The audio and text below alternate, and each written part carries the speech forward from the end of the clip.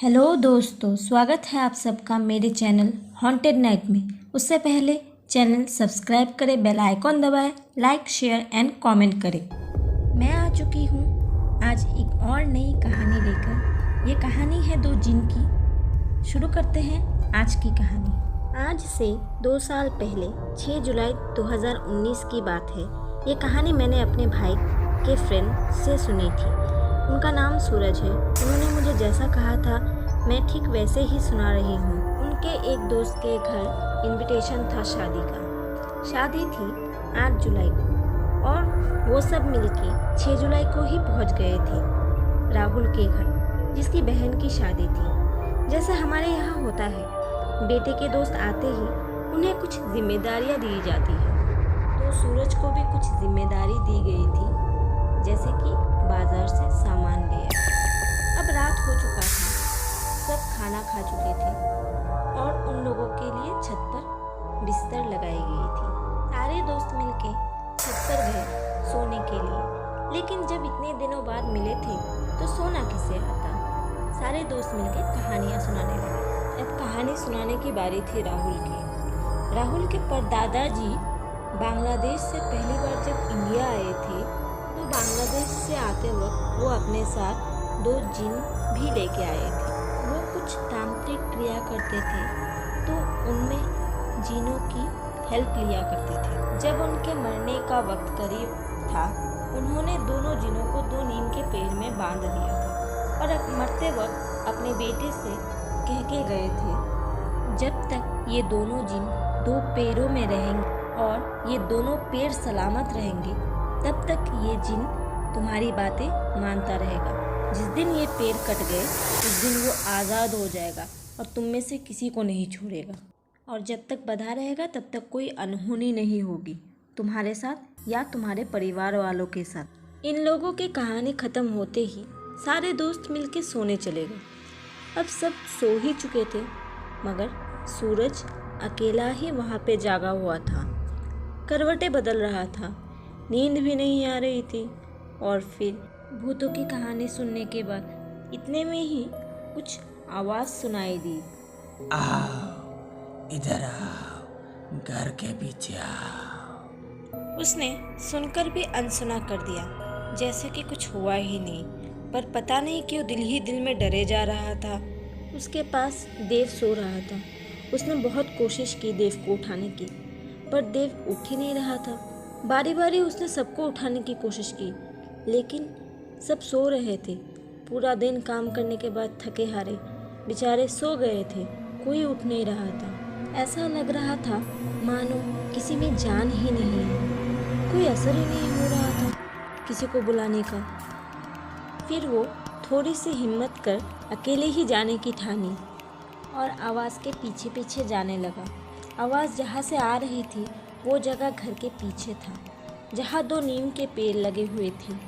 वही 2 नीम के पेड़, जिन 2 नीम के पेड़ों में 2 जिन लगे हुए थे। लगभग नीम के पेड़ से थोड़ी ही दूर में था सूरज।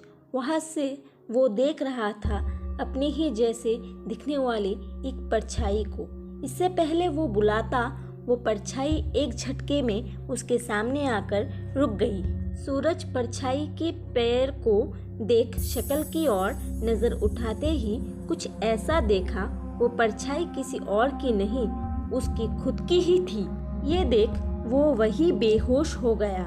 किस्मत उसकी अच्छी थी, दोनों जिन दोनों नीम के पेड़ों में बंधे हुए थे, तो मार नहीं पाए उसे।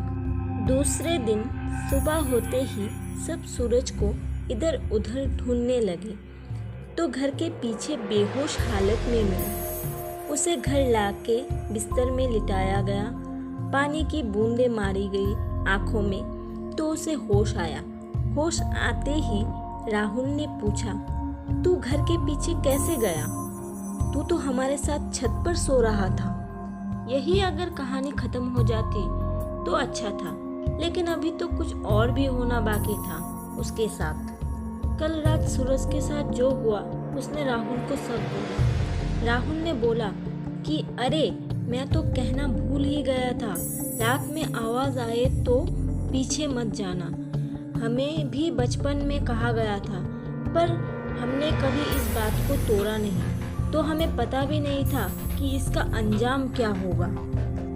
अब सूरज घर जाने की जिद करने लगा, लेकिन राहुल ने उसे बोला कि यार, मेरी बहन की शादी है, शादी होते ही तू चले जाना, मैं तुझे नहीं रोकूंगा, तू अभी रह जा, मेरी बहन तो तेरी भी बहन जैसी है ना। अब इतना बोलने के बाद वो कैसे आता, वो ठहरने के लिए राजी हो गया। रात होते ही वो जल्दी खाना खा के सोने चला गया। आज वो छत पे नहीं गया था, वो रूम पे गया था सोने के लिए, राहुल के रूम पे। पर आज भी उसे नींद नहीं आ रही थी। एक अनजाना सा डर बैठा हुआ था। कल रात का जो हादसा हुआ था वो उसे भूल नहीं पा रहा था।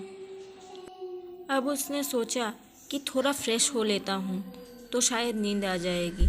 वो उठकर वॉशरूम के तरफ जाने ही वाला था कि डोर के बाहर से आवाज़ आई, एक जानी पहचानी आवाज़। ये आवाज़ तो देव की है। अभी तो सिर्फ 9 बज रहे हैं, शायद ये देव ही होगा। देव, रुक तो, मैं आ रहा हूँ। वो देव की आवाज़ सुन उस आवाज़ के पीछे पीछे जाने लगा, लेकिन उसने तो देखा ही नहीं कि देव की सिर्फ आवाज़ है, देव नहीं। वो आवाज़ के पीछे पीछे जाते जाते फिर से घर के पीछे वो नीम के पेड़ के सामने चला गया। कल जिस जगह वो खड़ा था वही। आज एक नहीं, 2 जिन एक साथ। वो दोनों जिनों को देख अपने असली रूप में वहाँ उसकी हालत खराब हो गई। वो कांपने लगा। कुछ देर वहाँ रुक वो घर की ओर भागा और भाग के रूम पे चला आया। आते ही उसने अपने चीज़ें बैग में पैक किए और सुबह होने की वेट करने लगा। सुबह होते ही बिना किसी को बताए वो अपने घर वापस चला आया। कई और भी कहानी है जो आप लोग भी सुनना चाहते हैं। मैं चाहती हूँ आप सब मेरे साथ जुड़े रहें ऐसी और भी कहानियाँ सुनने के लिए। मेरे साथ सुनते रहे सच्ची भूतिया कहानी। आज के लिए इतना ही। Good night. खुश रहे, आबाद रहे और जुड़े रहे हमारे चैनल हॉन्टेड नाइट के साथ।